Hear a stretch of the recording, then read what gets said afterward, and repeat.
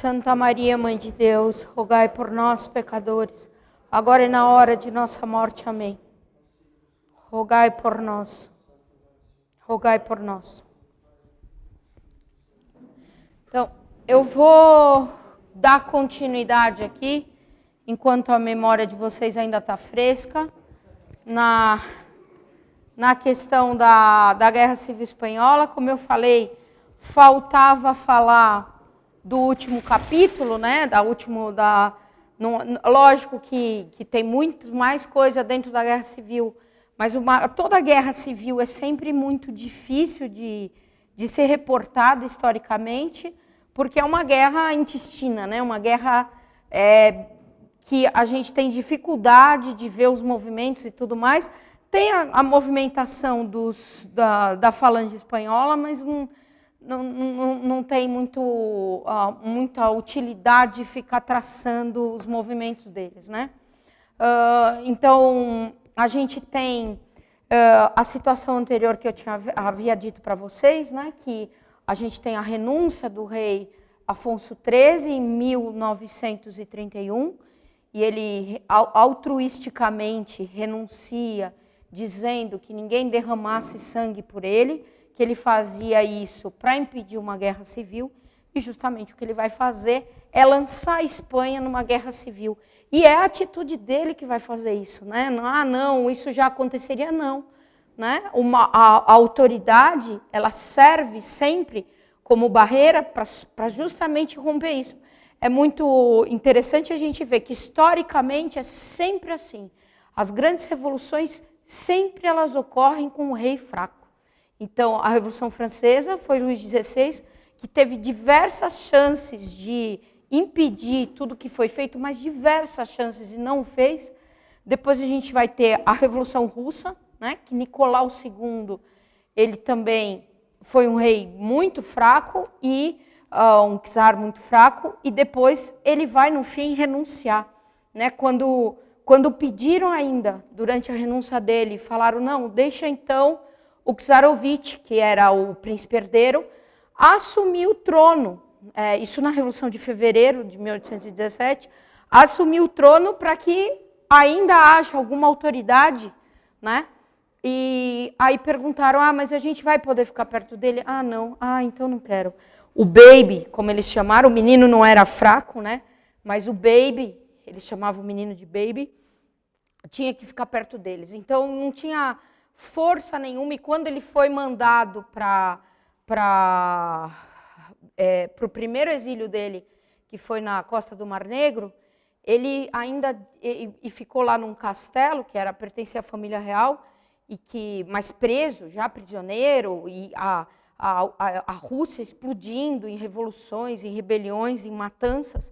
Ele vai escrever no diário dele, que ele não abandonou nunca, que ele nunca tinha se sentido tão feliz, que ele estava contente de estar com toda a família reunida. Quer dizer, uma pessoa dessa realmente não merecia ser rei, né? E por causa dele se desencadeou toda a revolução, e ela se alastrou por grande parte do mundo. Aqui é a mesma coisa, né? Um rei fraco, ele vai enfraquecer o povo dele, e jogou a Espanha na guerra civil. Isso aqui é o resultado do que eu falei aula passada, né? Então, já tinha repetido isso, que vão ser 20 mil igrejas e conventos pilhados, um número enorme de padres religiosos e freiras, noviços, somando aí o que se calcula, 75 mil a 80 mil, somando os padres e os bispos, 80 mil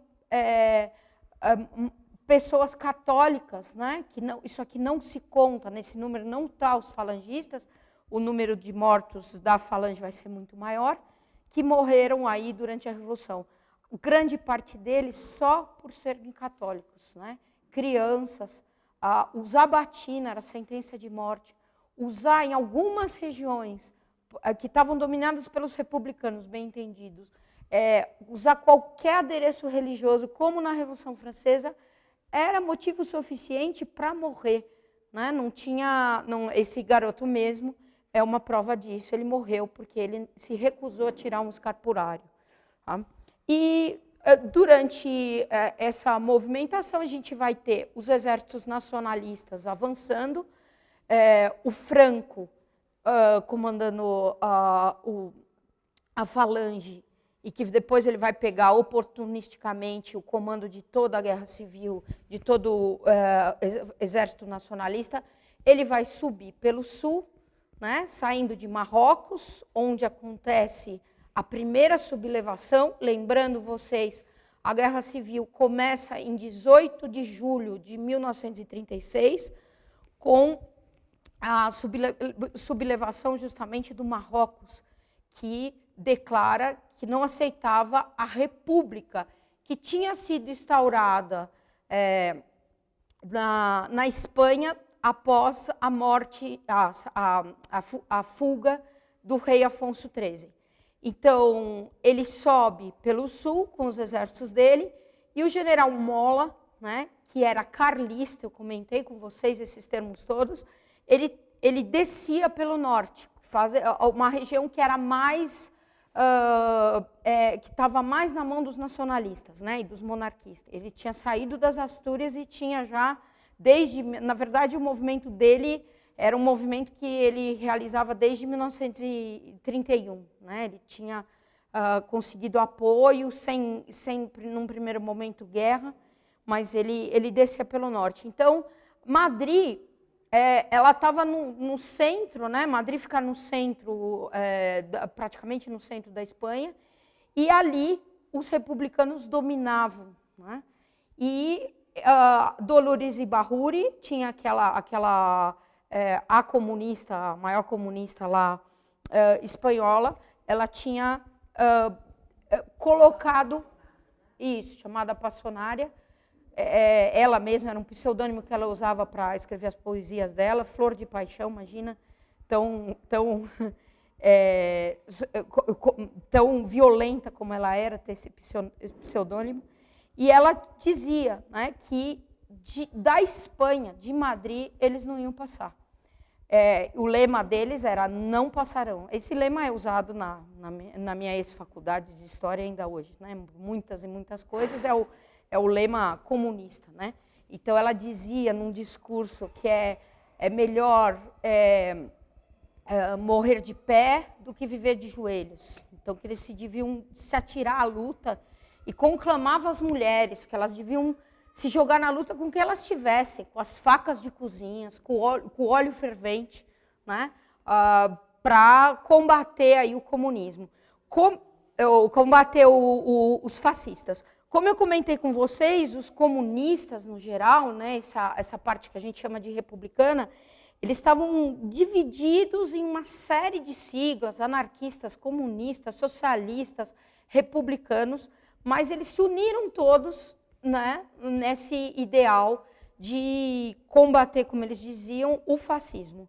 E o catolicismo, que não se levantou, a gente não vai ter uma ação católica aqui contundente, vai sofrer especialmente, né, especialmente com isso. Esses comunistas, eles eram extremamente desorganizados. Então, eram miliciados que se juntavam, jovens na sua maioria, que não tinham treinamento militar nenhum. Né? Então, a desorganização deles vai favorecer em muitos nacionalistas. Realmente, Madrid vai ser bem difícil de ser atacada. Eles vão conseguir tomar Madrid só no final da guerra, mas isso não vai ser muito problema, porque eles não vão passar de Madrid, mas eles vão contornar Madrid. Tá? Ao sul, um pouco ao sul, mas no norte da Espanha, acho que eu tenho um mapa aqui, eu não... Aqui, ó. Aqui está Madrid, tá vendo? Essa zona azul era a zona nacionalista, a zona vermelha toda era a zona comunista. E aqui ao sul de Madrid, a gente tem a cidade de Toledo.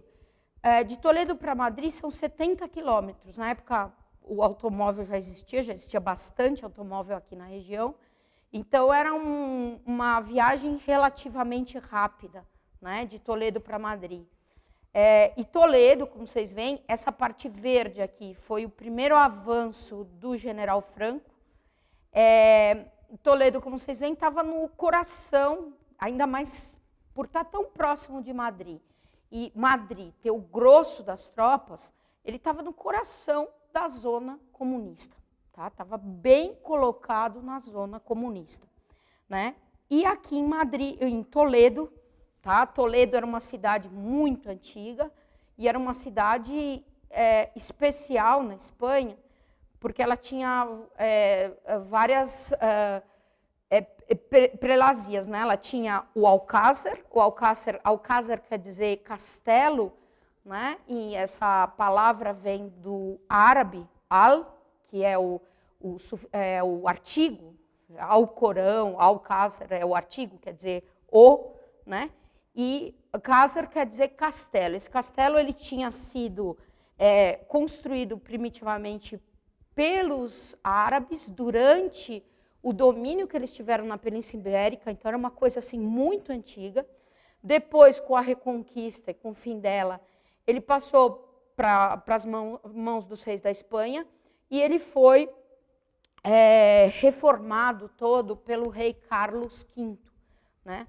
O rei Carlos V, o imperador Carlos V, muito importante, ele reformou o Alcázar e por isso que lá no pátio central do Alcázar, era um castelo muito bonito, magnífico, valia a pena ser visitado. Hoje já tiraram toda a história da resistência do Alcázar, o governo espanhol comunista apagou, não tem mais nada lá muito pouco, né? A sala do telefone, tudo tiraram, fizeram uma reforma lá com a desculpa de apagar as memórias fascistas da Espanha, né? Isso aqui não é fascista, Moscardó não era fascista, era contra o fascismo.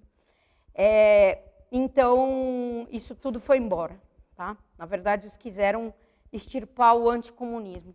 E lá no pátio central do castelo tem uma estátua do imperador Carlos V, né? Bonita, e tem uma inscrição embaixo que diz: se eu cair, né? Ele está a cavalo, se eu cair, levanta antes o meu estandarte, né? Então era um lema que ele tinha, que colocaram na estátua.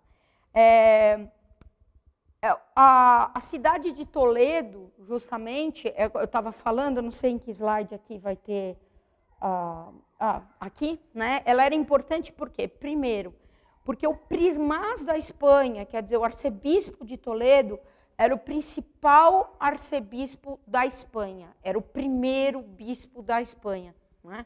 Então, ela era importante por isso. Ela, além disso, tinha uma escola de cadetes, uma fábrica de armas e um seminário, tá? O seminário, lógico, por causa dessa primazia.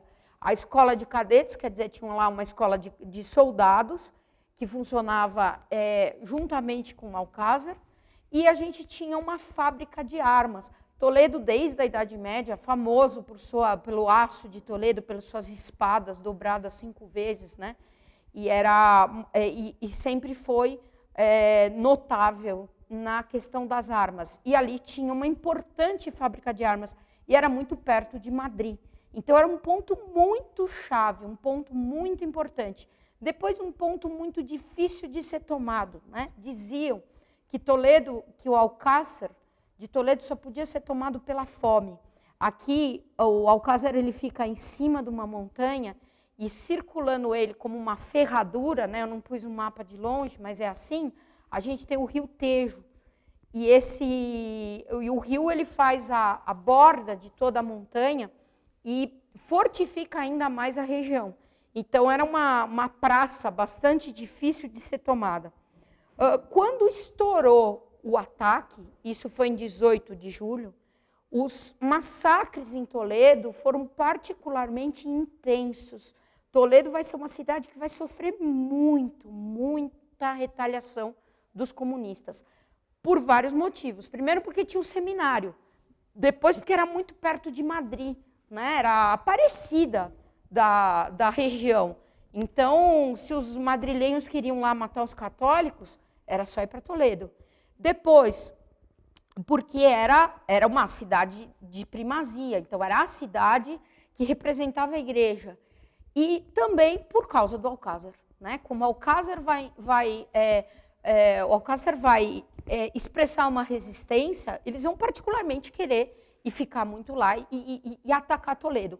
Então, se a gente pega daquelas imagens que eu mostrei lá passada, inúmeras igrejas destruídas. Em Toledo destruíram tudo, mas não só, mataram todos os padres. O número aqui é um número de 107 padres, mas esses 107 padres são nas primeiras horas de ocupação. Então, quando estourou a rebelião, nessas primeiras horas, nesse primeiro dia, mataram todo mundo. E mataram com requintes de crueldades. Eles eram 107 pessoas, é bastante. Eles traziam os caminhões de Madrid e os testemunhas vão dizer que nem se sabia direito quem estava vivo, quem estava morto lá dos padres que eles pegavam. Então, eles viam muitos dos pretensos cadáveres de padres se mexerem e mesmo assim eram empilhados nos caminhões e levados para ser descartados em lixos. Tá? Em lixões, como eles faziam, como eles costumavam fazer.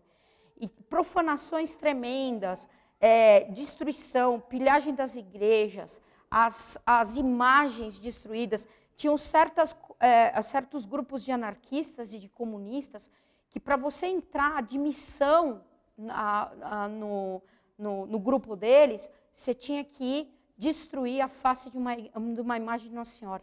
Eles tinham lá particularmente numa igreja, que era uma imagem que a pessoa tinha que atirar no rosto de Nossa Senhora para poder pertencer à facção deles. Né? Então, é uma coisa terrível. A mortandade vai ser enorme, né? E no meio de tudo isso, tá? A gente tinha um sargento velho, de reserva já, no último tempo da vida dele, já pensando lá na aposentadoria, e que estava muito feliz nesses dias. Porque finalmente a vida dele ia trazer alguma coisa de bom. Ele que sempre se achou um fiasco, né? Ele tinha uma série de insucessos, tá? A maior parte da vida dele, 20 anos, ele passou comandando um pelotão no Marrocos e teve lá um monte de problemas e de insucessos. E aí depois ele foi transferido para Toledo, onde ele estava há 7 pacatos anos, tá? Apesar de ter toda essa movimentação, não acontecia nada. E ele estava muito feliz, porque iam ter os Jogos Olímpicos de Berlim. E ele ia ser o capitão do time de futebol. Ele que ia ser o comandante do time de futebol. Então, agora sim, né? Agora ele podia ficar famoso, ele podia fazer alguma coisa pela Espanha e ele estava muito empolgado com isso, fazia 1 ano que ele estava nos preparativos. Na época, em julho, 18 de julho, eles estavam todos de férias, os soldados, tá? O Alcácer inteiro tinha lá uns soldados, mas a maioria deles já tinha ido para casa, né? E ele estava continuando a organização, eu não lembro bem quando iam ser aos Jogos Olímpicos, mas ele estava lá próximo deles, ele estava empolgadíssimo porque ele ia viajar para a Alemanha. Ele tinha 4 filhos, né? Esse Pepe, que é o segundo filho dele, tinha um filho mais velho que era general, era tenente também, era militar. Esse também era militar. E ele tinha 2 filhos mais novos, o Luiz, que na época tinha 24 anos, e o Camelo, que tinha 16 anos. Então, esse mais velho estava ajudando ele com os preparativos, ele tinha mandado o mais velho para Barcelona. Ocorre que Barcelona era o coração dos anarquistas, né? O comunismo estava espalhado em toda a região, os republicanos dominavam principalmente Madrid, mas o coração anarquista era Barcelona. E ele tinha mandado lá um menino, ele estava meio alheio a esses movimentos de guerra, e ele só ficou muito irritado com tudo isso, porque essa guerra, né, que estourava agora, vinha estragar os planos dele. Quer dizer, como é que eles iam agora para os Jogos Olímpicos? Tudo que ele tinha pensado, sonhado, acabou. Né? Não ia mais ter a possibilidade de fazer o que ele queria. A mãe dele morreu louca, né? Então ele tinha uma biografia pífia, problemática. E tinha um outro capitão, tá? que estava ali na região do Alcácer também, que é o capitão Vela, que quando estoura a rebelião, ele também vai para o Alcácer. Esse capitão Vela era falangista, tá? O Moscardó era falangista? Não, definitivamente não. Ele não gostava dos fascistas, né? Ele acabou ficando do lado do Franco porque os comunistas escolheram o lado dele. O lado dele foi escolhido pelos comunistas, mas ele tem declarações, ele não gostava dos fascistas. Depois ele vai, lógico, por conta de todo o prestígio, de toda a confusão, se aproximar. O Franco vai usar ele, depois da guerra, como propaganda, né? Mas, pessoalmente, ele era contra o fascismo. É até assim, ele falava muito contra o fascismo nessa época. Então, não era fascista e, de longe, nem um pouco republicano. Esse capitão Vela não, era fascista, e nas vésperas do cerco do Alcácer, ele escondeu no Alcácer 40 falangistas. Os falangistas eram justamente o exército fascista. Tá? Quando estourou, era mais ou menos. Ele dizia que era devoto, era católico, mas não era como o Moscardó. O Moscardó era realmente católico, realmente católico. Como diziam os soldados, até irritantemente católico. No Alcácer, quando estourou a rebelião, né, e essa matança na cidade toda, que se estendia por toda a Espanha, como eu falei para vocês na aula passada, esses 75 mil assassinatos, e são assassinatos, tá? Não é morte em combate, é assassinato, são execuções. Né? Essas 75 mil foram principalmente praticadas de julho de 36 até dezembro de 36. Então, como eu estava dizendo, né, quando estourou a rebelião, né, com todas essas mortes, as famílias que eram católicas e todos aqueles que eram parentes dos militares, eles foram se abrigar no Alcácer. Né? Eles foram para o Alcácer porque queriam proteção. Né? As casas eram invadidas, saqueadas. Como eu disse para vocês, os cadetes de férias. Esse general Vela, esse capitão Vela, ele vai tentar fazer com que esses cadetes, que esses oficiais voltassem para ficar e defender o Alcácer. Né? Ele já tinha essa ideia. Ele, com muito esforço, vai conseguir chegar... Ele já tinha escondido lá os falangistas, mas com muito esforço ele vai conseguir chegar com 6. Tá? Muitos dos soldados moravam ali na região e vão para o Alcácer, só que a maioria deles, vai ter uns 200 militares lá dentro, a maioria deles era soldado que estava ingressando na academia. Então, sabia pouquíssima coisa, era gente muito, muito crua de tudo. Tá? O Moscardó, ele não se preocupou muito. Ele sabia bem a posição dele. Ele sabia que ele não estava com os republicanos. Ele sabia que Toledo ia ser uma peça-chave, porque tinha fábrica de armas. Mas ele sabia que ele não estava com os republicanos, mas, ao mesmo tempo, ele não quis se manifestar. Né? Ele falou, para que eu vou me manifestar aqui? Eu vou ficar quieto. Na verdade, isso aqui vai acabar. Ele acreditava, e isso aqui vai ser um dos problemas dele, de ter um erro de estratégia grande, que a situação ia se resolver em 4 ou 5 dias. Né? No máximo, em 15 dias, acabava tudo. Então, ele achava que as forças do general Franco, em 4, 5, no máximo em 15 dias, estavam chegando. Então, ele era bem otimista quanto a isso. Por isso que, absolutamente, ele não se preocupou com comida. Tá? Vão se abrigar lá no Alcácer cerca de 1.700 pessoas. Né? Então, depois eu tenho aqui, aqui, ó, 1.760 pessoas. Tinha lá 1.205 militares, né, de várias patentes, entre eles tinham esses soldados, esses recrutas, a maior parte deles, na verdade, eram recrutas, que depois, eles estavam de férias, mas muitos soldados, e mesmo soldados de outros lugares foram para o Alcácer. Tinha 555 não combatentes.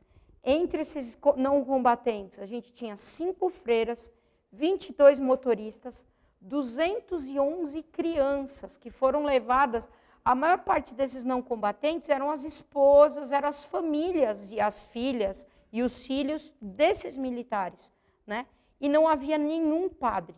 Tá? O Moscardó chegou a negociar, que ele dava todo um pelotão dele por um padre, mas não foi com os próprios comunistas durante o cerco, porque, na verdade, ele não sabia se esses 1.200 combatentes, depois muitos vão fugir, mas eram todos, evidentemente, nacionalistas, né, se não tinha ali republicanos. Então, ele julgava que ia ser muito rápido, por isso que ele não se preocupou com comida, né? E não falou nada, ficou quieto. Ele já estava falando com o general Vela, o capitão Vela, que foi lá, e eles alinharam as coisas, e eles proclamaram a resolução dele dentro do Alcácer. Então, dentro do Alcácer, para esses militares, no V0, eles disseram que partido eles eram, mas eles falaram, isso não convém, né, que a gente fique aí fazendo propaganda. Dia 18, na verdade, eles tiveram era sábado, então ele teve, foi dia 18, ele saiu de casa apressado e foi ouvir o rádio, né, que o rádio era controlado pelos governos, pelos republicanos, e estava muito preocupado para saber o que era essa movimentação toda que estava acontecendo, mas a preocupação dele era com o futebol. Será que eu vou ter futebol? Será que eu não vou ter futebol? Então, era isso aí. Ele nunca achou que ele ia ter uma ação como ele teve nessa guerra. Aí é que vai vir o Vela para lá, e a coisa vai piorar quando um general, né, chamado Cruz, vai ligar para ele de Madrid, porque ele sabia que a Toledo era uma coisa bem importante. Então, ele liga para ele de Madrid e pede para ele as armas, da fábrica de armas, né? Na verdade, isso foi no dia 19. Então, no dia 18, estourou a rebelião na Espanha inteira. No dia 19, era domingo. Eles assistiram à missa, a missa foi assistida dentro do Alcácer, o padre não ficou, ele foi embora, tá? Já estava essa confusão, o padre foi embora fugido.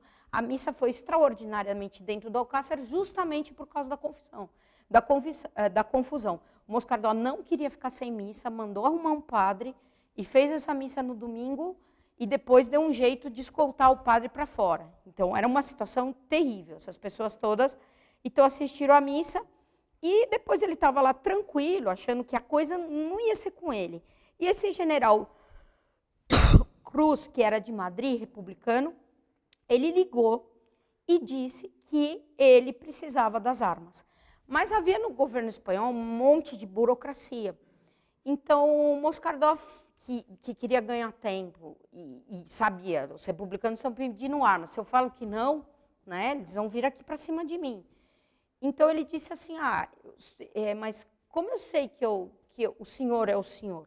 Né, isso aqui está contra as regras do exército. Não se aceita, no exército espanhol, não se aceita a solicitação por telefone. Aí o general muito bravo, né? Muito bravo. Mas é uma situação extraordinária. Eu falei assim, desculpa, isso aqui é a regra do exército, eu não posso aceitar uma solicitação por telefone. Então o general desligou o telefone na cara dele, né? Ficou muito bravo, e mandou no mesmo dia um emissário com uma carta, com papel timbrado, com a assinatura dele, fazendo a solicitação para o Moscardó. Né? O Moscardó chegou, né, recebeu a sua solicitação no mesmo dia, isso era dia 19, só que já era à noite, e dia 20, ele não vai responder. Né? Ele falou, tá bom, você precisa de armas? Tá bom, tudo bem. Dia 21, tá? Aí ele vai começar a se preocupar também. Eu não tenho armas. Ele tinha, acho que, 200 metralhadoras velhas que serviam para treino dos soldados. Elas estavam mais gastas que tudo. Então, ele falou, nossa, e eu estou aqui com a fábrica de armas. Né? Então, ele falou assim, vamos lá tentar pegar essas armas. Então, nisso, ele vai ganhando tempo. Aí, dia 20, à noite, já no entardecer, vai ligar de novo o general. Eu não falei para você que eu preciso das armas? Cadê as armas? Né? Porque você não me deu. Não, eu recebi o papel, eu vou dar, estou dando a resposta, eu vou dar. Mas então por que você não dá? Ah, porque eu não tenho caminhão, né? Não tenho caminhão para transportar. Então o general Cruz vai ficar muito bravo, né? Por que não falou antes? É lógico, não falou antes de propósito. Mas ele estava ainda duvidando, será que ele está do nosso lado, será que ele não está? E aí ele vai, no dia seguinte, mandar os caminhões. Antes disso, no dia 19, no dia 20, já tinha vindo um grupo de madrilenhos comunistas que tinham falado, vamos pegar as armas lá em Toledo. Né? Então, tinham vindo com vários carros, sem passar pelo Moscardó, nada. Só que acabou a gasolina no meio do caminho. Então, eles tiveram que voltar e não pegaram arma nenhuma. E aí, então, o Moscardó vai pegar os caminhões que ele tinha alguns caminhões velhos, mas ele vai pegar, e vai mandar para a fábrica e vai começar a carregar, enquanto o outro estava lá procurando caminhão para mandar. Né? Então, ele vai fazer tudo isso, tá? E isso vai ser no dia 21 de junho. E no dia 21 de junho, que acho que era uma terça-feira, finalmente, né, porque na fábrica de armas as pessoas foram meio surpreendidas. Alguns eram republicanos, outros não. Então deu uma confusão lá. E aí eles foram e levaram as armas para dentro do Alcázar. Mas enquanto levaram as armas para dentro do Alcázar, já perceberam muito bem a situação do Moscardó. E começou o ataque. O general Riquelme vai atacar Toledo. Ele vai atacar Toledo enquanto eles estavam pegando as armas. Eles podiam ter pego muito antes. Eles podiam ter... Eles nem pensaram em comida, porque a primeira coisa que eles pensaram foi em armas. Então, em comida não pensaram nada. Zero. E aí foram levar as munições. Quando eles levavam as munições, isso foi à tarde, mas dia 21 de julho, de manhã, como eles já estavam declarados, eles fizeram a declaração de guerra. Né? Então, o Moscardó, o general Vela, fizeram no pátio com todo mundo uma declaração de guerra. Enquanto isso, iam trazendo as munições. O general Riquelme chegou a jogar bomba em cima do Alcázar, foi o primeiro bombardeio deles, e explodiu 2 caminhões de munições. Mas eles conseguiram trazer para dentro do Alcázar uns 8 caminhões com armas, e comemoraram enormemente, porque sem armas eles não iam muito longe. Só que fizeram uma besteira. Eles saíram da fábrica de armas ainda antes dos comunistas chegaram e não explodiram a fábrica. Né? É sempre aquele medo de destruir e de acabar com uma coisa que você possa precisar. Né? Eles deviam ter destruído, porque a fábrica de armas, no dia seguinte, caiu na mão dos comunistas e vai abastecer as fileiras deles. Né? Então, isso daí vai ser um problema para eles. Né? Bom, com essa proclamação, eles vão começar a ser bombardeados. Então, toda hora passava avião lá. Os aviões vão destruir várias partes do Alcázar. Nessa primeiro ataque, já morreu um soldado que nunca tinha visto bomba cair do céu, saiu bem no pátio, caiu uma bomba na cabeça dele, e ele viu bem de perto, foi um dos primeiros a morrer. Tá? 10 horas depois de tudo isso, eles já estavam ilhados. Né? O general Riquelme ligou para o Alcázar, vai ser o primeiro telefonema, e vai pedir, vão ser 3, né, e vai pedir a rendição. Então, ele pediu para o Alcázar se render, né, para voltar para os republicanos. Moscardó vai negar na hora. Né? Assim que ele deu a negativa, uma bomba atingiu a eletricidade e os rádios deles, que transmitiam o que eles falavam, pararam de funcionar. Depois eles ficaram com um rádio só, que eles conseguiam captar, receber, mas eles não conseguiam mais falar com ninguém.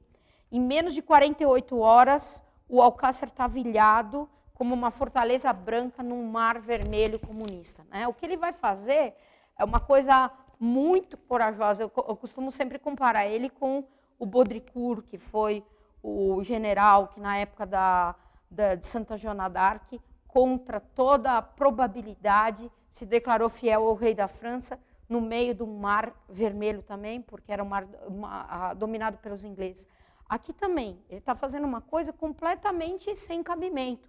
A cidade de Toledo na mão dos comunistas, Madrid na mão dos comunistas, tudo ele estava cercado, né? Era só o Alcácer, não era nem a cidade, era só o Alcácer como o mundo todo. Mas ele era católico, e ele não era comunista, ele não era republicano, e então ele levou o Alcácer com ele. Ele não tinha, no começo, isso aqui eles vão falar, muito moral com os próprios soldados, né? Ele era sempre visto como um treinador de futebol, mais do que um general. Então, não tinham, no começo, muita confiança nele. Então, vão explodir a eletricidade, o Alcácer vai ficar no escuro, cortaram o rádio e cortaram a água, é óbvio, né? Os canos de água foram todos explodidos, e dentro de poucas horas, estava tudo entupido no Alcácer. E esse problema da água, né, um problema tremendo. Como é que fazia? Né? O que eles conseguiam fazer? Né? Então, eles vão lembrar das piscinas, que eram piscinas para treinar os soldados, que não tinham sido usadas nas férias, e também acabaram descobrindo 3 cisternas, e era bastante água. A água das piscinas não estava lá aquelas coisas, mas servia, né? No final ela já estava verde, horrorosa, mas ainda vai servir para alimentar os cavalos, né? Para os cavalos beberem. Então fizeram um teste, eles falaram, olha, sem água a gente não morre. É muito curioso que toda vez que tinha um problema no Alcácer, os tenentes, né, eles iam falar com o Moscardó, e a resposta dele era sempre a mesma, Deus proverá. Eles saíam enfurecidos com a resposta dele, né? Como assim Deus proverá? Né? Como assim? É um capitão, temos um problema e Deus proverá. E pouco depois eles lembraram da piscina, lembraram da cisterna e tudo mais. Ele não tinha, então, pensado, ele não trouxe um pacote de alimento para o Alcácer. É inimaginável isso, mas ele não trouxe nada, porque ele achava que ia durar pouco, né? E aí, então, vem um segundo telefonema, né? Então, o segundo telefonema vai ser do ministro da Educação de Madrid, que vai pedir para o Moscardó se render, para evitar o derramamento de sangue. E ele vai falar, ó, você fazendo isso, você vai ser responsável pela destruição do Alcácer. Então, ele vai dizer, eu posso apenas cumprir o meu dever para com Espanha, senhor. Temos artilharia pronta, ordenarei o ataque imediatamente se não mudar de ideia. E aí ele cordialmente vai responder, então nós recebê-lo-emos, como se esperasse uma visita. Comece quando quiser. E desligou o telefone. Né? Então, aí a opinião dos outros sobre ele já crescia um pouco, né? Porque eles assistiam e viam que ele era realmente inflexível. Né? Então, muito valente. O filho dele, o Luiz, também eu esqueci de comentar isso, né? O Pepe estava, o outro eu não sei onde que estava, mas o Pepe estava em Barcelona, o Luiz e o Camelo estavam com a mãe, e o Moscardó cometeu um erro aí, ele não quis deixá-los no Alcácer, porque ele falou que ele não sabia bem quem estava no Alcácer. Desses tantos militares, podia ter traidores. Então, ele ficou com medo de pegarem algum membro da família dele, justamente, que era uma prática comunista comum, para fazer chantagem a respeito da rendição do Alcácer. Então, ele achou melhor deixá-los escondidos. E ele resolveu esconder eles aonde? Em Madrid, tá? Num apartamento em Madrid. Mandou o mais velho, Luiz, de 24 anos, que não queria ir. Ele pegou uma pistola, ele não era militar, mas ele disse, pai, eu quero ficar no Alcácer, lutando com o senhor. Ele falou assim, eu preciso de alguém para cuidar, para defender tua mãe e teu irmão, vai você. Né? Então, o menino foi a contragosto, o menino era bem valente, como depois vai se mostrar. Então, aqui, aqui eu já falei, né? Eles tinham aí o número de pessoas, sofrimentos, tá? Comida. Então, fizeram uma avaliação depois que tudo aconteceu, falaram, vamos ver quanto a gente tem. Então, eles tinham feijão podre, trigo com ninho de rato e alimento por, no máximo, uma semana, esticando, com um racionamento apertado, no máximo 10 dias. Né? Então, eles tinham muito, muito, muito pouca comida para a quantidade de gente. Era muita gente. Né? Então, isso era bastante complicado. Durante esse período também começou uma pressão fora muito grande, principalmente para a rendição. Já nos primeiros dias passou um avião e, em vez de jogar bomba, jogou um monte de panfleto pedindo para os soldados se renderem. A gente vai ter casos de deserção, né? Vários, durante o cerco, não aguentando a situação, vão fugir pelas brechas do Alcázar e vão se juntar aos comunistas. A pressão que eles faziam era muito grande. E aí, no dia 23 de junho, vocês vejam aqui, já se passou só 5 dias, a gente vai ter o terceiro telefonema. E o terceiro telefonema vai ser o telefonema tremendo, né? Então, a gente vai ter o líder comunista Cândido Cabello, que vai, chefe da milícia de Toledo, que eram os carniceiros de Toledo, eles tinham capturado a família inteira do Moscardó. E ele vai ligar para o Moscardó e vai dizer, né, rendo o Alcácer. O Moscardó vai falar, não, você está louco, não vou fazer isso. Eu tenho alguma coisa que vai te fazer mudar de opinião, né? Aqui, como é reportado, tá? É lógico que muito livro comunista tenta desacreditar esse diálogo, porque ele é muito heróico. Mesmo Hugo Thomas, esses todos, eles falam que isso realmente aconteceu, que tinha muitas testemunhas. Uma ou outra palavra pode ter sido mudada, mas a emoção com que eles estavam submetidos gravou as coisas muito bem na memória de vários deles. Lhe damos 10 minutos para capitular. Com a sua negativa, a gente vai o fuzilar, né? Porque eles tinham pegado o Luiz, que era esse filho de 24 anos. Você não é soldado nem cabaleiro, né? Nem cavaleiro. Quer dizer, isso não é coisa que se faça. Você não fuzile. Saiba, se você fosse, eu saberia a honra de um militar, então saberia que eu não vou me render, né? Você me responde assim porque não crê na minha ameaça, mas fale com teu filho. E aí eles põem o Luiz no telefone. Papai, que se passa, meu filho? O que aconteceu? E aí a resposta do menino é impressionante, né? Nada. Quer dizer, nada, eles estão aqui, me pegaram, estão para me matar. Tem outras versões que falam, nada, papai, nada, particularmente nada. Né? O que se passa? Nada. Eles dizem que me matarão se o Alcácer não se render. E aí Moscardó vai responder, se for verdade, encomenda tua alma a Deus, grita, viva a Espanha e morre como herói. E aí o menino responde, é fácil, papai. Farei as duas coisas. Um beijo forte, papai. Adeus, meu filho. Um beijo muito forte. E aí depois o comunista pega de novo no telefone e o Moscardó vai dizer, eu não preciso dos teus 10 minutos. O Alcácer nunca se renderá. E desliga o telefone. Ele diz que ele saiu da sala, né, depois de ele fazer essa coisa espantosa, que é sacrificar o próprio filho para não entregar o Alcácer. Ele saiu da sala caminhando lentamente, foi no corredor, foi até o quarto dele e trancou a porta e lá ficou. E os generais todos, aqui é a sala, né, essa foto é a sala onde ele estava, os generais todos que tinham restrições contra ele, vão, depois disso, tratá-lo como herói. Imediatamente eles vão no pátio e vão anunciar para todos que estavam lá e contar a história e dizer que o general deles tinha sacrificado o próprio filho pela conservação do Alcácer. Né? Então ele vai virar um herói, não sem motivo. Né? Então é muito bonito. O Luiz não vai morrer imediatamente. Ele vai ser guardado ainda para ver se podia ser usado para alguma coisa, mas depois vão assassinar ele brutalmente. Vai morrer em alguns dias, algumas semanas depois. E Deus, né, que paga todas as coisas, vai pagar no mesmo dia o Moscardó, com essa bravura que ele teve. Só que os presentes de Deus são difíceis, às vezes, de entender.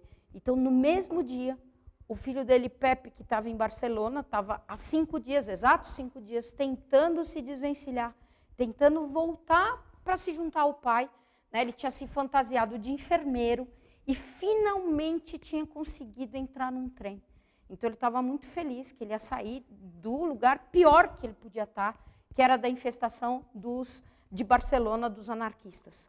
E ele entrou no trem, estava indo tudo bem, e quando ele chegou no trem, um dos comunistas que estava lá no trem também vai falar, seu sapato está desamarrado.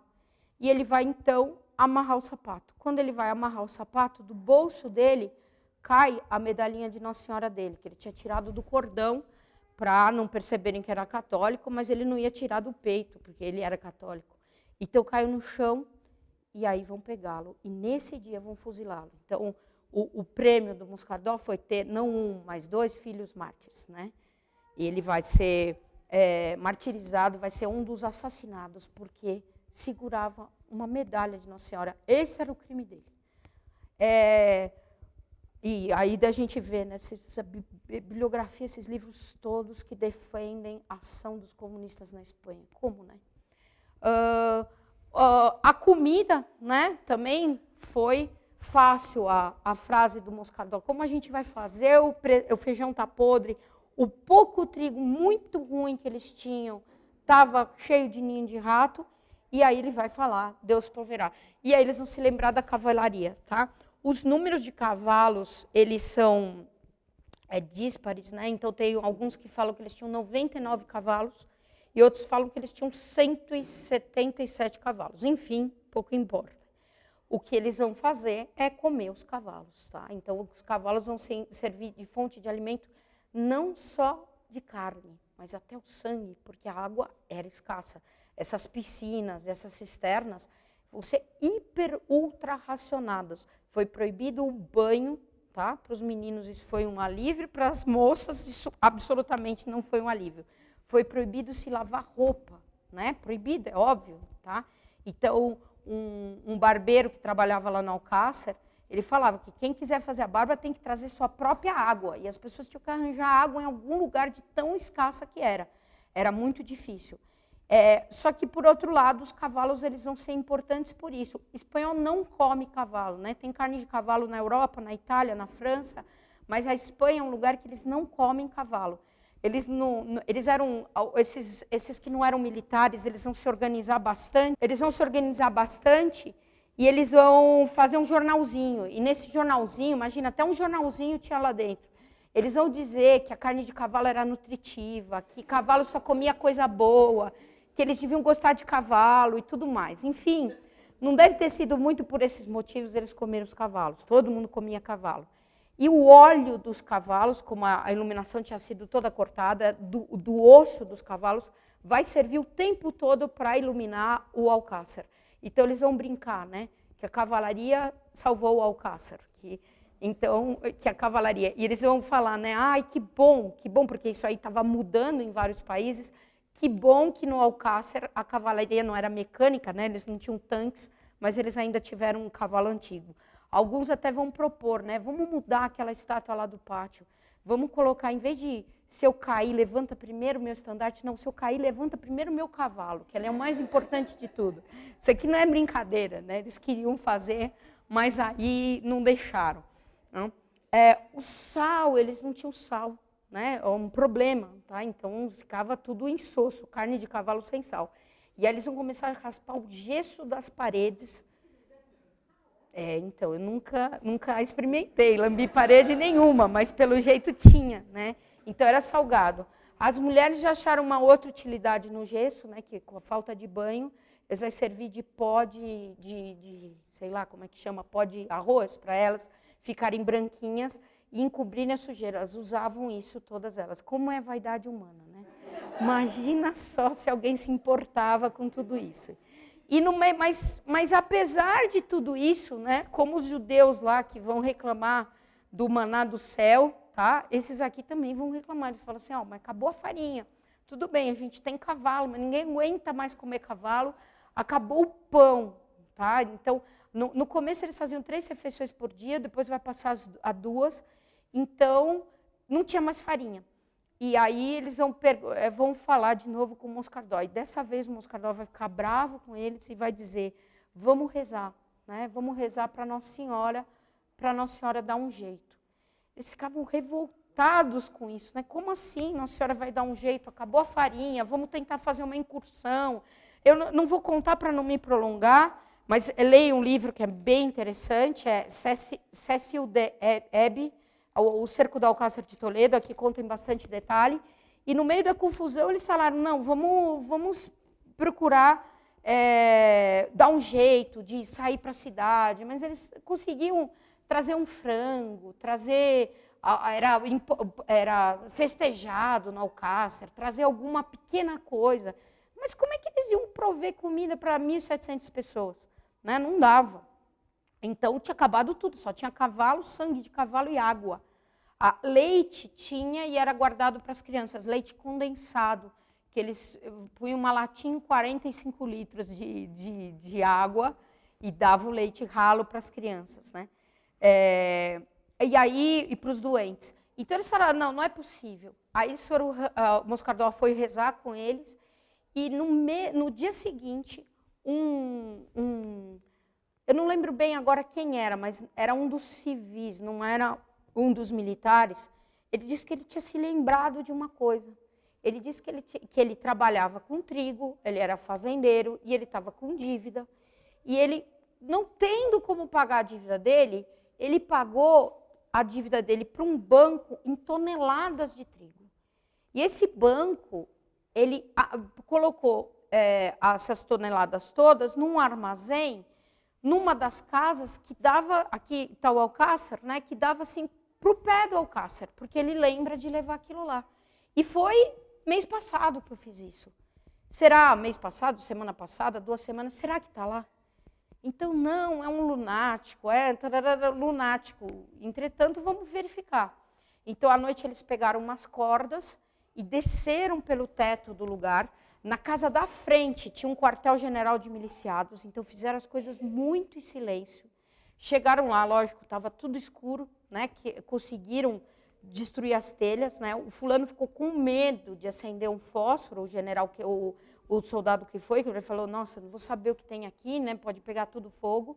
E ele foi com a mão, e ele bateu a mão numa saca, ele cortou, caiu uma coisa, aí ele acendeu um fósforo, e ele viu que a sala estava repleta, tinha toneladas e toneladas e toneladas de trigo. De trigo descascado, de excelente qualidade, bem melhor do que eles tinham. Então eles começaram a içar os sacos de trigo à noite, içaram toneladas de sacos para dentro do Alcácer, mas não içaram tudo. O Moscardó era muito tranquilo, então ele falou assim, não, se a gente precisar e acabar, depois a gente pega mais. Então a gente vai lá, mas general, e se der um problema, e se tomarem a casa? Não, aí a gente vai rezar e Nossa Senhora vai ajudar a gente. Para que a gente vai trazer isso tudo para cá agora? Então ele era mas ele falou, ele tinha um contato especial ali que eles não tinham. O problema para moer o trigo, eles vão arrumar uma Harley Davidson que eles tinham, vão tentar de tudo.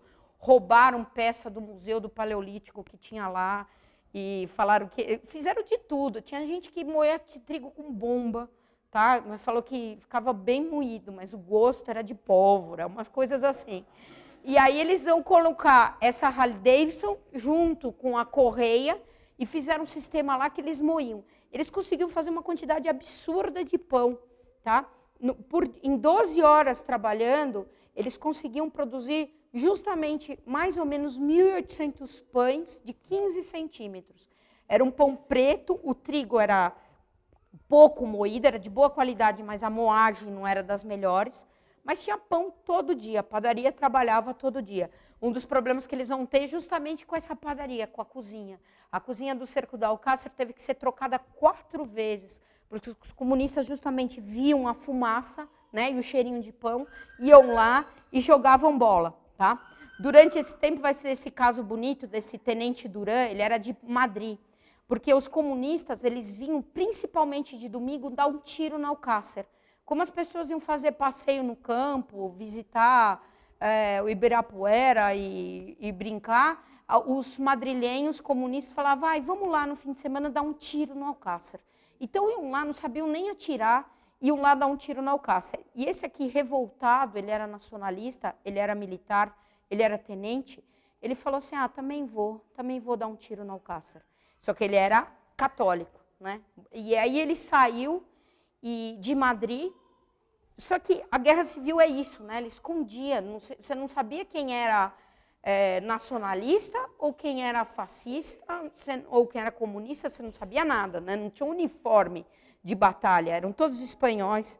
Então ele foi, e quando ele chegou em Madrid, em Toledo, ele, em vez de ir para o Alcácer, tá? Que ele era católico, ele foi para o quartel-general dos comunistas, onde estavam os tanques. Ele era tenente de artilharia, ele era especialista em atirar em tanque e era muito bom nisso. E aí ele apresentou o crachá dele e falou assim, eu sou tenente de artilharia. Aí eles acharam ótimo, porque ninguém ali sabia atirar, nada disso, eu sou gabaritado. E deram um canhão para ele. O Alcácer estava mirado lá para o Alcácer e ele começou a baixar o canhão. O fulano falou assim, você está abaixando demais, você vai errar o tiro. Fica quieto, eu sei o que eu estou fazendo, eu sou muito especialista nisso. E aí ele começou a atirar. Ele atirou no quartel dos comunistas, ele atirou no depósito de armas, ele atirou no seminário que tinha o quartel dos anarquistas. Ele deu 7 tiros certeiros, fez um arraso. Então eles pegaram ele, né, depois de 7 tiros, e as pessoas, da onde está vindo o tiro, até identificar, até ver, ele tinha feito um arraso. Né? E eles pegaram ele e perguntaram, você é louco, o que você está fazendo? E aí ele disse, viva a Espanha, viva Cristo Rei, fuzilaram ele. Né? Então ele foi lá e para morrer, né? Uma beleza. Podia ter ficado em casa no domingo, né? Podia ter ficado em casa no domingo. E aí até falavam, né, que agora, a partir de então, quando alguém errava um tiro, já pegava a pessoa, levava, começava a dar uns sopapos e tudo mais, né? Aí eles vão ficar eu tenho que ir rápido, eles vão ficar sempre esperando o avião, né? O avião do Franco que ia chegar, vão escrever lá, estamos resistindo no pátio, mas só havia avião com bomba, o Alcácer sendo destruído. Os comunistas não tinham caráter nenhum, então eles faziam chantagens absurdas com megafone, punham o rádio falangista, eu esqueci de dizer, eles tocavam no rádio, o Alcácer se rendeu e irradiava para a Espanha inteira. Tá? Aqui no Brasil se acompanhava o cerco do Alcácer e a resistência do Alcácer, lógico, torcendo para o Alcácer. Então eles espalhavam, não, o Alcácer se rendeu, mas era falso. Eles tentaram mandar uma pessoa, eles não tinham rádio para transmitir, para dizer, mas não conseguiram. Por isso que eles escreveram no pátio, na esperança de que algum avião visse, e escreveram, nós estamos resistindo. Os fascistas com megafone diziam, os comunistas, fascistas, né, chamavam todos de fascistas, o que comeram hoje? Cavalo? O que vocês estão bebendo? Aguardamos vocês com barris de cerveja gelada, filé, presunto e pão fresco. Por que não desce para se juntar a nós? Isso era toda hora. Vocês têm cigarros, né? Um desespero no meio dos soldados, que eles não tinham cigarros, só deram para eles o papel no Alcácer. Tinha papel, deram papel, eles embrulhavam qualquer coisa lá, no desespero. Né? Diz que depenaram todas as árvores, uns caíram inconscientes, porque eles punham tudo no papel de cigarro. Que pena! E aí vão dizer, aqui vai uma tragada para vocês, explodiu uma bomba. Né? Mas não só isso, tá? Isso aqui é coisa pequena que eles faziam. Eles pegavam algumas famílias, algumas mulheres, e falavam coisas para os soldados que estavam lá dentro, arrepiantes, horrorosas. Tá? Essa esposa que fizeram ir ela até a frente de batalha, o marido estava lá dentro, ela estava aqui. Imagina, né, o que era para aquele marido ficar lá dentro. Tá? E obrigando ela a falar para ele se render. E enquanto 22 de agosto, eles vão receber um avião voando baixo, já sumia todo mundo do pátio, né? As crianças até brincavam, mas quando vinha avião, sumia todo mundo, e vai vir um avião voando baixo e vai soltar algumas coisas que não eram bombas. E eram latas de chocolate em pó, comida, e no meio dessas coisas todas, é o primeiro avião nacionalista que passa, vai ter uma carta do general que vai ser lida por todo o Alcácer, né? General do Exército da África do Sul, uma saudação desse exército aos bravos defensores do Alcácer. Estamos nos aproximando, nós os libertaremos. Enquanto isso, resistam, até que chegue o momento. Podemos ajudá-los, até que chegue o momento, podemos ajudá-los um pouco. Vencendo todos os obstáculos, nossas colunas estão avançando, destruindo a resistência. Viva a Espanha, viva os defensores do Alcácer. Então, isso vai dar algum ânimo para eles, tá? A vida lá vai seguir sendo tremenda, muitos vão morrer. Eles não tinham de medicina nada, clorofórmio e pano amarrado na boca eram os únicos anestésicos, faziam inclusive amputações, usando serrote, que preparava a comida dos cavalos. As mulheres desenvolveram também torta de cavalo, tinha até umas que tinham uma receita maravilhosa de torta de cavalo. Tá? Os cabos de vassoura eram as muletas. Durante esse tempo, eles vão mandar para lá 2 emissários, esse Vicente Rojo. Por quê? Porque eles começaram a ouvir um barulho. Os defensores do Alcácer. A gente vai ter destruição de vários, o Alcácer já estava bem destruído pelas bombas. Eu tenho, depois tem até um vídeo, vamos correr para ver se eu mostro. Eles começaram a ouvir um barulho, e esse barulho ia se aproximando, eles falaram, estão cavando um túnel, vamos destruir a tal torre de lá. Então, eles ficaram, assim, desesperados, né? Porque eles estavam se aproximando, vão destruir a torre vai para os ares, eles vão entrar aqui e pegar a gente. Então, era um desespero entre eles, né? Foram falar com Moscardó, Deus proverá.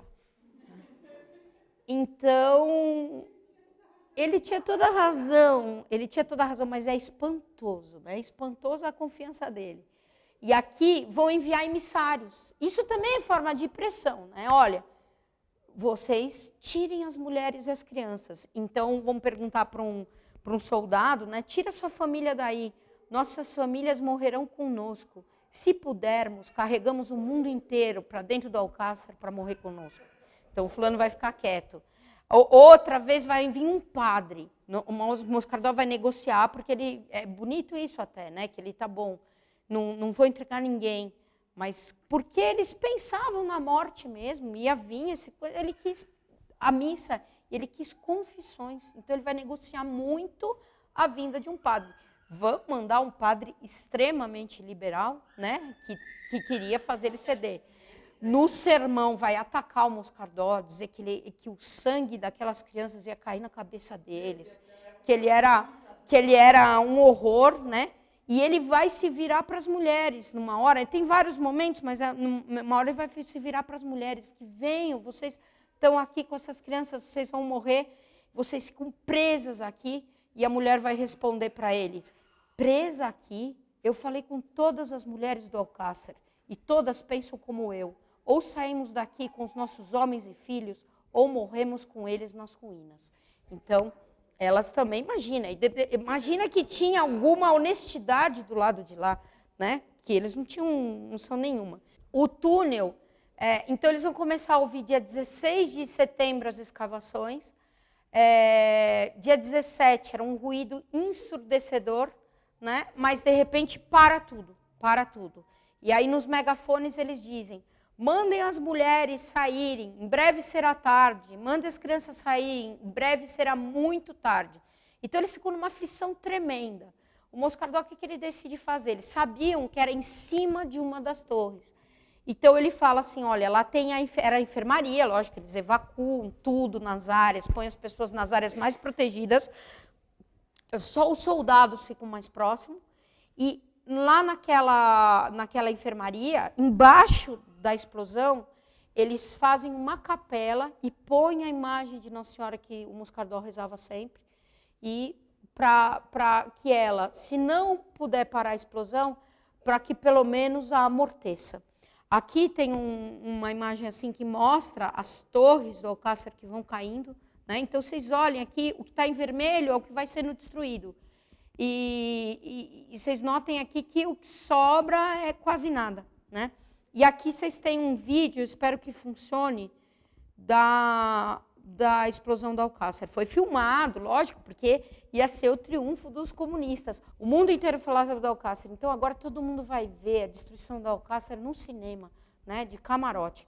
Esses aqui, os comunistas, e aqui artilharia, né, funcionando. Imagina, isso era todo dia. Eu esqueci de falar, né, mas os defensores do Alcácer economizavam as balas.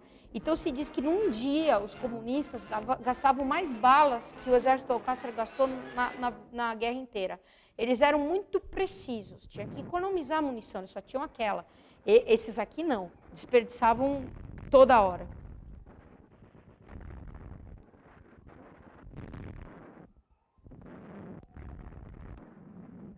Aqui já mostra a explosão.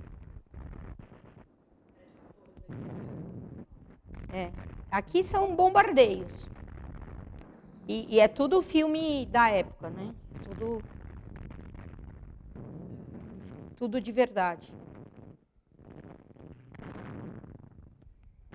Então a gente imagina o que era ficar nesse terror todo esse tempo. Eles já pensavam que ia ficar 4 dias, eles estavam praticamente 50 dias lá. Os bombardeios.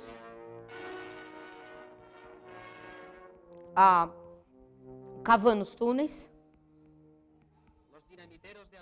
Os mineiros das Astúrias, que eram extremamente comunistas, foram levados para lá. Esse aqui é o general comunista. Todo mundo achando, não, agora vai ser... Veio todo mundo para assistir, né? Ia ser um negócio... Eles preparados para a invasão. Levaram tanques para lá. E essa é a explosão. A explosão da torre. Então, vocês olhem o tamanho da coisa, né? Foi uma explosão, explodiu a torre foi toda pelos ares. Essa aqui já é a cidade, né? Então, quando a torre foi pelos ares, eles começaram a invadir o Alcácer. Falaram, não, agora a gente vai achar uma brecha e vai conseguir invadir. O Moscardó mandou os homens deles todos ficarem no pátio para resistir. Só que o que aconteceu? O Alcácer era uma coisa colossal, enorme. Então, quando a torre foi pelos ares e explodiu, isso aqui as tropas se aproximando para tomar o Alcácer, né? Desculpa, não é as tropas se aproximando. Essas tropas que estão vindo são as do general Varela, que era do Franco. O Franco não veio, mas ele mandou. Então, quando o Alcácer estava sendo explodido, por isso que eles tinham pressa, os nacionalistas estavam invadindo a cidade. Eles não tinham tomado. Então, era uma coisa que os comunistas tinham que correr muito, porque estavam vindo os reforços. E aí, o que aconteceu? Eles foram tentar invadir e mandar tanques, né? Só que o monte de escombros que se criou era tão grande, tão grande, tão grande, que não dava para passar. Fechou a porta. Aqui a gente tem, ó, daqui eles tinham que entrar e tinham que escalar tudo isso aqui. Então não tinha possibilidade de entrar. A torre onde estava Nossa Senhora foi destruída em grande parte, a imagem não, né? A imagem se continuou. Era uma massa de ferro e de entulho que criou uma trincheira para eles defenderem. Os tanques, eles subiam e eles desciam, eles patinavam. Nem os tanques conseguiriam te alcançar. Então, eles fizeram tudo e foi um triunfo. E aí, né, depois disso, para encurtar a história, o general Varela, que era nacionalista, começou a tomar a cidade e os comunistas começaram a fugir. Tá? Eles fugiam desesperados e dia 27 de setembro, né, finalmente, o general Varela vai conseguir entrar no Alcácer. O Alcácer vai resistir praticamente 70 dias, tá? São 68 dias de cerco. E ele pensava que iam ser só 4, né? Foram 82 mortos, 400, nem foram muitos mortos, 403 feridos, 2 nascimentos. Um dos nascimentos nasceu na explosão. Quando a torre explodiu, uma mulher que estava para dar à luz, ela deu à luz. O marido dela estava com ela, né, segurando ela, amparando, porque ela estava próxima de dar à luz, estava tudo escuro, né, ficou uma escuridão tremenda. Então, quando explodiu, ela foi lançada, tudo foi lançado pelos lados. E aí ele disse que ele ficou procurando ela e quando ele pôs a mão, ele encontrou uma criança, que era o filho dele, que vai receber o nome de Maria das Vitórias, né? Maria do Milagre, Maria do Milagre. Então, vai ser uma dos nascimentos. Vai morrer, dos civis, vai morrer uma senhora pela idade, né? Não vai morrer ninguém especialmente. E o que é bem interessante, que contam sempre, né, que quando o general Varela chega no Alcácer, o Moscardó tinha preparado todos os soldados dele no pátio, tá? Essa daqui não é a foto oficial, isso aqui é uma recriação, porque o Franco fez questão de ir lá também libertar o Alcácer. Então, o general Varela tinha preparado todos os oficiais dele com as roupas, aqui estão com as roupas bonitas, todas esfarrapadas, né? Olhem a cara do Moscardó, a barba grande e tudo mais. E aí o general Varela chega e bate continência para ele, e ele vai dizer a senha que os soldados diziam, se estava tudo bem, né? Se não tinha ocorrido nada, era sem novidade, meu general. E aí ele vai dizer a senha que vai ser eternizada, né? Sem novidade no Alcácer, querendo dizer, né? Sem novidade, o Alcácer ficou contra os comunistas e resistiu até o fim. A gente nunca aqui teve uma novidade, ele nunca mudou de nave. Sem novidade no Alcácer, meu general. Tá? Depois, quando o Franco volta lá e faz de novo a cerimônia, né? Aquela foto já é com o Franco. Tá? É lógico que eles não vão tirar essas fotos quando estava na invasão. Né? Ele vai de novo visitar o Moscardó. Ele vai dizer a mesma coisa, sem novidade no Alcácer, meu general, e vai acrescentar, o prédio está destruído, mas a honra está intacta. Tá? Para terminar, não podia terminar sem falar de Guernica, que depois do Alcácer de Toledo, os fascistas vão tomar, o Hitler vai mandar aviões para bombardear a cidade de Guernica. Como eu falei para vocês, a Guerra Civil Espanhola vai ser um tubo de ensaio da Segunda Guerra Mundial. Então, ele vai treinar lá todas as armas, testar as armas, inclusive os Stukas, inclusive a tática de Blitzkrieg. Então, ele vai atacar a Guernica e deixar a cidade destruída, com vários mortos. A Guernica era uma cidade republicana, tá atacada pelos fascistas, e disso daí dizem que resultou o quadro do Picasso, né? Essa beleza da natureza aqui, que falam que não era isso. Tá? Os quadros do Picasso, ai, que horror, né? As pessoas se comovem com esse quadro. Os outros todos são iguais. Tá? Quando ele pinta qualquer mulher, é desse jeito. Né? O cubismo dele, ele destroçava o homem, esse era o objetivo. Então, se comenta que Picasso batizou Guernica por conveniência, mas não que ele tenha feito isso, né? Então, toda a obra do Picasso é gente picada, gente destruída, gente esfacelada. Esse é o estilo dele. Bom, era isso, pessoal. Ave Maria, cheia de graça, o Senhor é convosco. Bendita sois vós entre as mulheres, bendito é o fruto do vosso ventre, Jesus. Santa Maria, Mãe de Deus, rogai por nós, pecadores, agora e na hora de nossa morte. Amém. Auxílio dos cristãos, Rogai por nós. São Bento e São Paulo, Rogai por nós. em nome do Pai, e do Espírito Santo.